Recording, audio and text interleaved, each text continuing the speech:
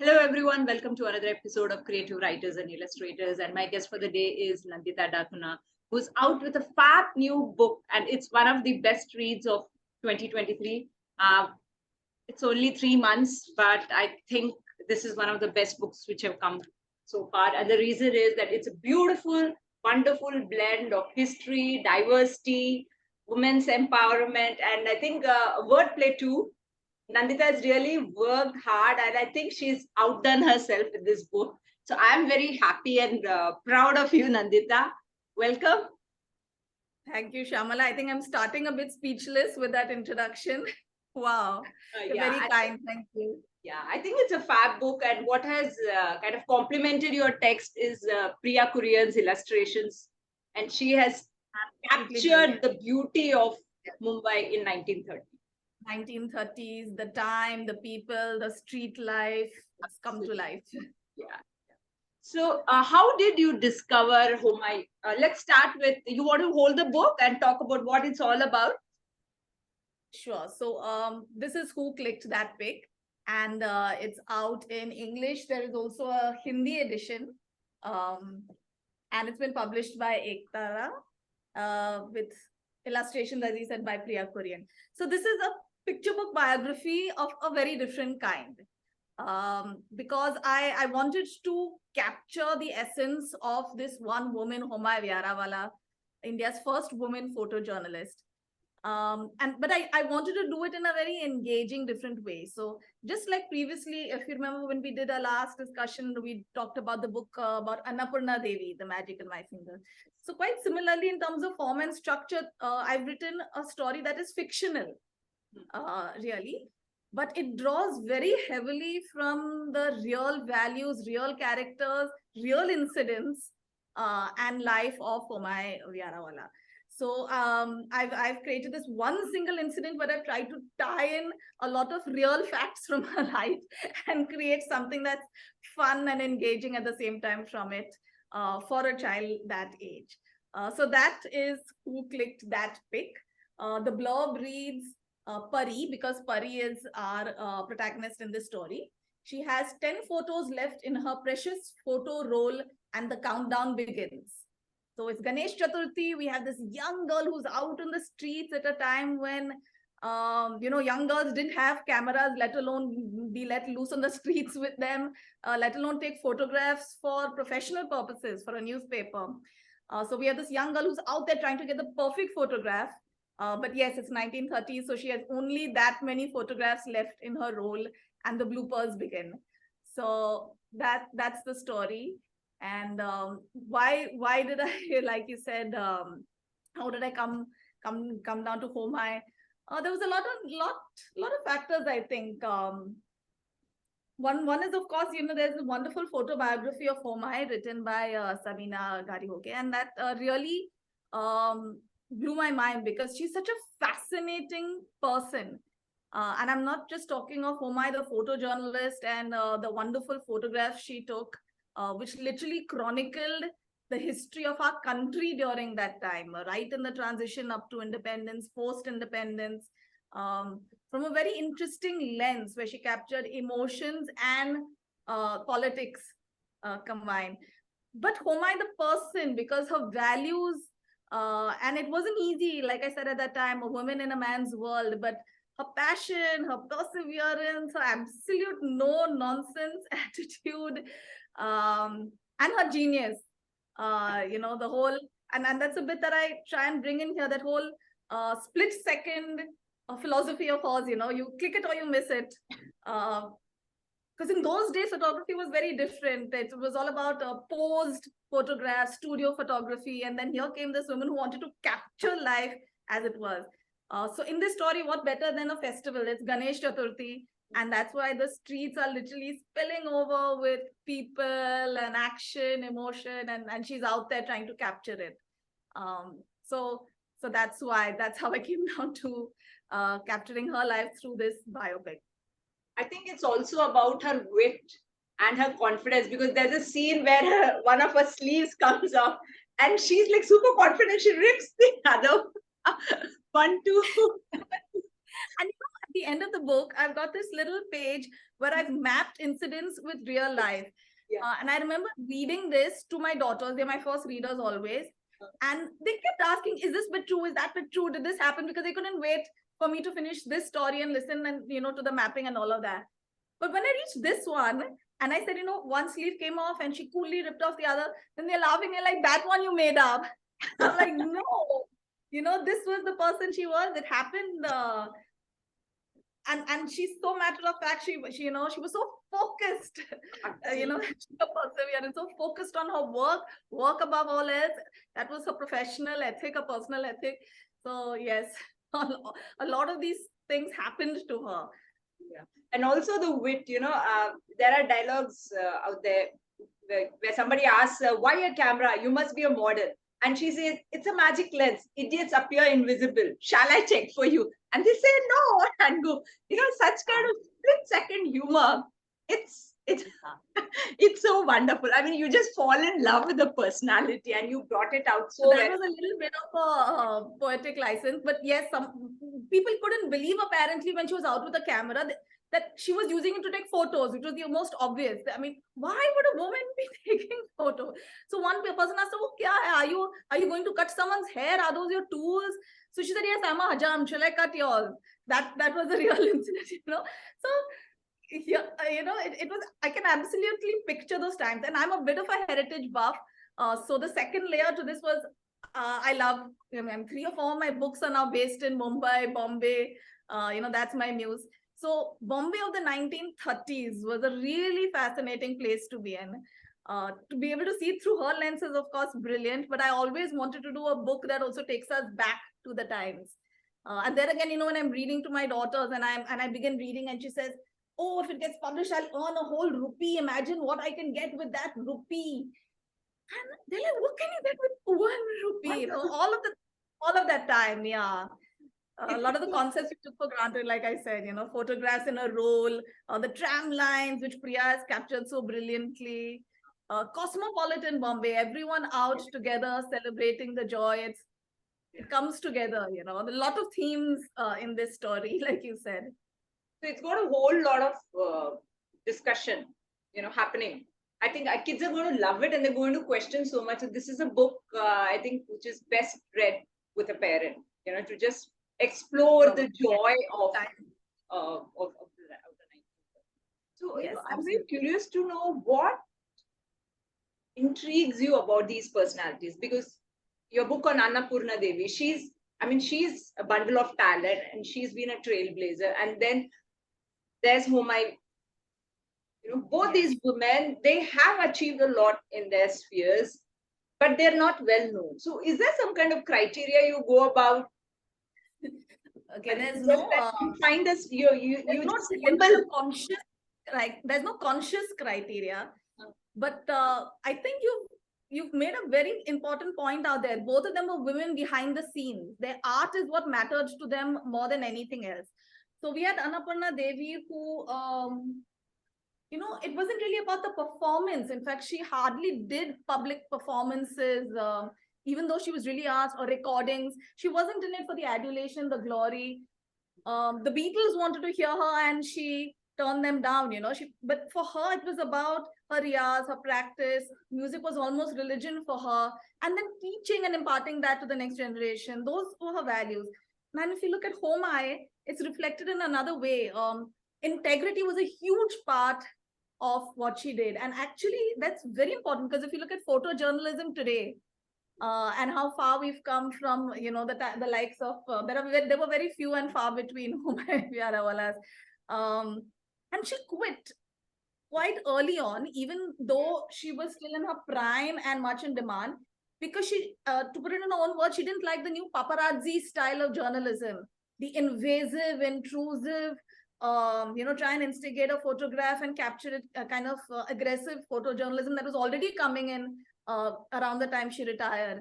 And therefore, that, there's that one picture where a man's turban blows off and he says, oh, you're not going to print that, right? And far from print, she was very clear, no. And that happened in her life where, she caught some photographs that could have made great press and, how it is. But she had her own code of ethics for her, it was, her quote first and then what was expected. So both of them were brilliantly fascinating in that sense, that how it was their art above everything else. And they had to, they constantly aspired to be the best at what they did. Really, that, vis-a-vis what the whole world thought about them. So, did the story come first? I'm sure you mentioned the video and the pictures. So, while looking at the pictures, did you decide that to put all this together, I've got to weave it through the common a festival like Ganesh Chaturthi? Yeah, I had some elements of what I wanted to do, which were quite clear, that I wanted to create a fictional event. In fact, like Annapurna Devi, I was first looking for that one event in her life, a single event, which would bring out all the values that she had. For example, in Annapurna, it was that seminal moment when she discovered her talent, became who she was, couldn't be held back anymore from her childhood. So in order to find that moment, I began researching and writing down in some sort of chronological order all the fascinating events that had potential. And I suddenly realized, I have these 15 to 20 absolutely brilliant moments, some in Bombay, some in Delhi, some from the 1930s, which is when she did street photography, and many others right extending from the 40s to 70s, when she actually became empaneled with the press BIS, and she actually took photographs a lot more about the political times. And I said, I want to do all of these stories. So then suddenly the focus changed. So it started with wanting to find one incident and follow a similar format. And there were so many. I said, now I have to create an incident and weave all of these, because I can't filter. I want all of them in. They're just too brilliant. And create something from it. Yes. And I without giving too much away, even, the stuff that happens towards the end, when the whole tone of the story suddenly changes. But all of that came from, her experiences. All of that came from what she had to go through. And I wanted to leave the person behind, the children behind, with some feel of that. Yes. Is Mr. Nakrawala based on a real character? Is he the one who gave her the... I think so there is he appears in few scenes, but he kind of captures, walks away with the adulation. let's not give any spoilers. Benefit of our audience and to also admire the gorgeous illustrations. That's Mr. Nakrawala. She used to publish the Bombay Chronicles that actually paid her a couple of annas, right up to ₹1 for her photographs. There was no Mr. Nakrawala of those times, but there were editors who were very clear that she needed to publish in her, at that time, husband's name, actually. It wasn't her brother's name. Her husband was a photographer. He taught her all she knew, and they would go out together on many expeditions, Maneksha. And so she always published her photos in his name, and that was the ethic of journalism and the expectation of editorial in those days. Yeah. It came as a surprise to me, because I've heard this happen with books. Women writing in the name of men to get acceptable, but it came as a surprise. Yes. It's like we just take the whole world for granted. It's like it's our birthright to be here, there, and everywhere. We don't question, and we don't think about the struggles of women in a different era. The ones who have paved the way for us to go ahead, and that is so much appreciated. And I've seen interviews of both these ladies. I mean, Annapurna Devi also, in the time, when a biographer spoke to her, it was so matter of fact. It was like, Baba was teaching my brother. He was a younger brother, Baba. Obviously, I mean, it was so obvious in those times that the gharana had to be passed on from father to son. And the girl had to be taught other skills to prepare her for married life. That was so obvious. The fact that she'd done something to break that ceiling didn't even come to her as, something that she'd made an effort to, because those are the times. And likewise, even with Homai, and when you read her interviews or see there was a documentary also on her, she was so clear that it's what she wanted to do. It's like she didn't care how she had to do it. If she had to publish in someone's name, so be it. But she was very clear about this. The day she stood behind that camera and she was introduced to it, that was her passion, and she would pursue it. And of course, later she came into her own, which was wonderful. I mean, she was one of the only women in a huge industry of men. So if you see those impanel lists of photographers, I mean, she's literally the only woman in Indian amongst all those names. And sometimes if you see photographs of the photographers, there's this huge jostle of men, but she's made it right to that front row. She's standing over there in her sari with her 9-kilo Rolleiflex camera, and she's holding her own. So one can only imagine, what grit they both had. Absolutely impressive, right? So let's talk about the choice of present tense, right, which is kind of rare for a picture book. So did you try writing the manuscript in present tense? Because I think the story comes alive in this tense. It is the right tense you chosen for the book. Yeah, there are two things I like to write. Quite often, I write stories in first person and third person, both, to sort of see how personal it is. But here, of course, there were multiple perspectives. There's her, there's Mr. Nakrawala, her mother, and so on. So that didn't work. And then, particularly because the whole first scene and those 10 photographs were one continuous snapshot, or one continuous scene almost, broken into 10 parts. I thought the best way to feel that you're part of the moment would be to put it in present tense, really. Yeah. Because you're with her. Will she get that snap or not? Will she click? What's going to happen? Oops, I click, but here's what I get. And then, I can picture children turning the page and or guessing, and then, seeing what it is. You feel you're with her in those first 10 spreads. And particularly for that, I thought the present tense really suited the story, that narrative.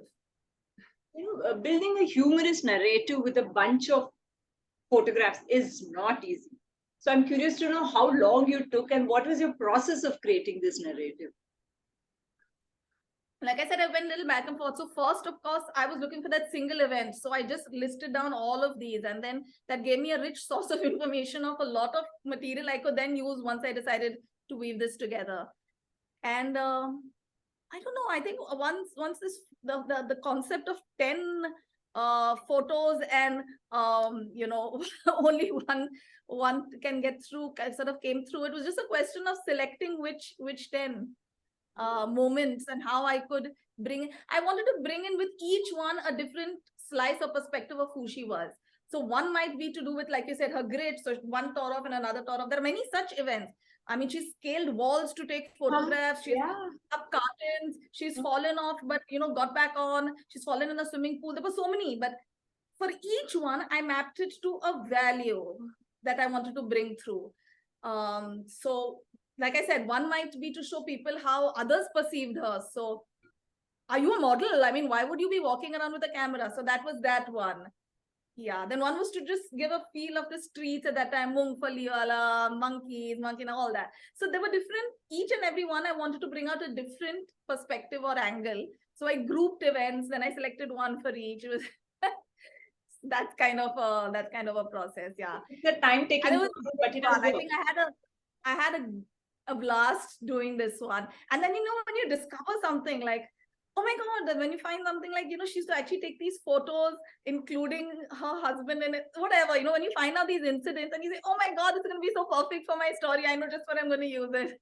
So much of it drew from her real life. So much of it. Yeah.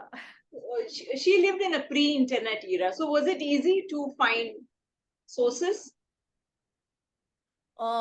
She lived in a pre-internet and she would have pretty much faded into oblivion, but were it not for, there's been a resurgence of interest in her after both the documentary and that photobiography that I spoke about. And then she had donated her entire set of photos to the Al-Qazi Foundation. And they've had a couple of retrospective exhibitions in Delhi and Mumbai. So there was again a lot of renewed interest, a lot of press and articles researching her, talking about, and at that stage, even interviewing her. She came to Bombay at the ripe age of 95 for her exhibition. So the wonderful thing is she was around in the internet era to talk a lot about her once she was rediscovered, so as to say. So unlike Annapurna Devi, where research was quite a challenge, in this case, I should say there was quite a wealth of material. And then above all, there were her photographs. Let's not forget that. I mean, they literally charted out the way she used to look and think. Like I said, right from the early one she took for Bombay magazines, Bombay Chronicles, street life photos. Two later, when she shifted to Delhi, the more political ones with her muse, who was Nehru, with a lot of photos of Gandhi, the unrest struggles, and then post-independence. So her photos in themselves tell such a wonderful story. Shyamala, it was really fascinating to research this particular one. Yes. Priya Kurian has really captured the 1930s of Mumbai. Which is your favorite photograph? Every picture, because every picture tells a story. Every picture. I mean, here I love the tiles. There I love the whole newspaper font. This is Priya's favorite, so I am going to show you the the dark room. It was gorgeous, but I think mine was this one. Okay. Because it's got that whole hustle bustle of the streets. It's got those old advertisements for the Godrej of the old architecture, and I know that on this balcony are those tiles, my favorite tiles, which is reflected even in her end paper. Yeah, this is so lovely. These small touches, the detailing that's gone into this. And I know Priya did a whole lot of research of her own, of course, of the times, the people, and it really comes through, it shines through in all of these. And the other thing that I think because I was really curious, there's a lot in this story about what she sees in bright color. And then, of course, she has a black and white camera. And then there is what she actually clicks. So there is a scene, and then I was picturing it as, a second version of the same scene in black and white, and how would that work? But, Priya did this brilliant picture-in-picture bit of what she's clicked, the contrast. Yes. Lovely stuff, lovely. Yeah, even her format is really, really lovely in this. So what was your discovery, while you were researching for this book? I know you have explored many facets of Homai, but what kind of stayed with you? I think it was really this. It was the bit about the paparazzi and about how she'd rather stop. And for her, it was a big step. That was her life. That was all she knew. But she would rather withdraw and stop, from her profession when she was at a peak. And many years to go, than lower her values across a line in any which way when she saw the way the whole profession was moving. So that was so fascinating. She didn't put any pressure on herself to join the gang, so as to Strong code of ethics. Strong code of ethics, absolutely strong. I mean, all of the rest is fascinating, but this one is inspiring, to say the least. Yes. You have today, especially today's age, we're all about, how many clicks, how many likes, even the next generation, how does the external world view me? How do I come through in media? And photographs are a big part of it. Yes. So when she didn't window dress her photographs in any which way, when she wanted to capture honest, true moments and emotions, that really said so much. With social media, the whole scene has changed. It's about validation and judging others and a whole lot of things. So I think that's what we learn from her life. That you don't just flow with the tide. You kind of stand. True to yourself. Yes. Yeah. So you have another recent release from Katha. Would you like to talk about it? I do. It's been a good year, Shyamala. I've also released another picture book called Where I Belong. Set where else but where I belong, set in Bombay. But this one is present day Mumbai, so as much as you can contrast with the 1930s Bombay, because this is a Mumbai where a small fishing village, Kolivada, and there are several Kolivadas in Mumbai, is being dwarfed by the extent of infrastructure projects, construction, crazy projects that are going on all around us.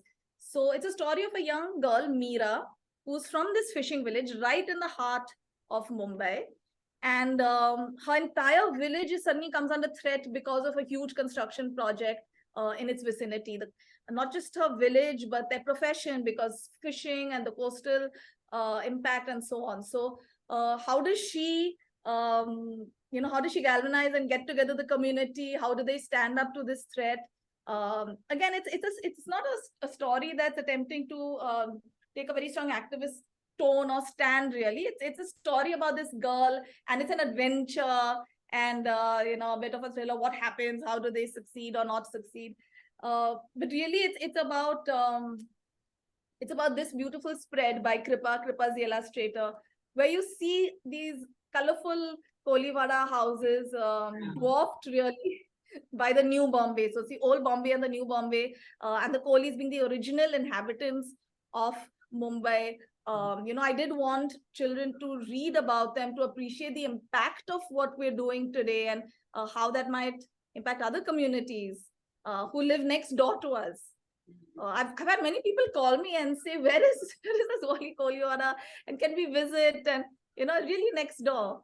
So that's the other picture book published by Katha that was out last month. Congratulations, Pedro and the Big Boom is on the Parag honor list. Thank you. It's also about man and nature conflict, right? It is. That one is set in Goa, in a small mining village in Goa. And again, it's about a local communities getting displaced by a large mining company. A very real, I mean, it's a book of fiction, again, a book of adventure, but a very real issue facing the whole northeastern belt of Goa. Yes. So you spent some time in Goa, right? So you have roots in Goa. So was it based on your childhood experiences, or have you explored Goa in your adulthood? I've never lived in Goa. I'm a Goan, and we are there often. But I am a true blue Mumbaikar. I'm born and brought up in Bombay, actually. But like I said, we are originally from Goa. We still have our place in Goa, and every time I go back, I literally see a different Goa. I mean, we go a couple of times a year, and just like the rapid infrastructure projects, the change, the displacement of villages, and some of it is a natural consequence of a growing society and growing needs. But where do you draw the line? Where do you say, what do we want, what do we need, and where are these excessive projects leading us, and what damages is it causing our environment that's coming back to haunt us sooner than later? Already we're seeing the impact of some of these large projects. So that's where the inspiration for Pedro and the Big Boom came from.